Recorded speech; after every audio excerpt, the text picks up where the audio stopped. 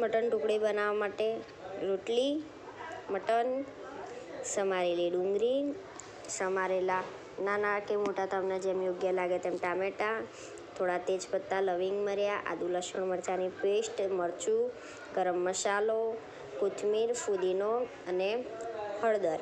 એટલું બેઝિક કર્યા બાદ તેમાં 3 પરી તેલ નાખવાનું, જીરું, લવિંગ મર્યા, તેજપત્તા, થોડું તજનું નાનું એવું લાકડું નાખવાનું. એ થોડું 1 મિનિટ જેવું થવા દેવાનું.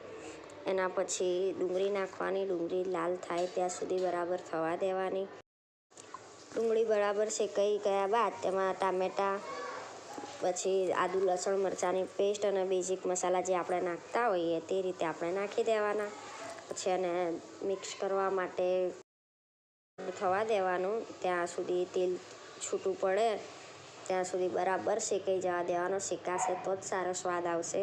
શેકાઈ ગયા બાદ તેમાં મટન નાખવાનું. મટન નાખ્યા પછી તેને તરત પાણી નથી નાખવાનું. તેમાં મટન બરાબર મિક્સ કરી દેવાનું. મિક્સ કર્યું એના પછી આપણે એમાં 3 કે 4 ગ્લાસ જે રીતે તમારે ક્વોન્ટિટી હોય એ રીતે તમારે પાણી નાખવાનું.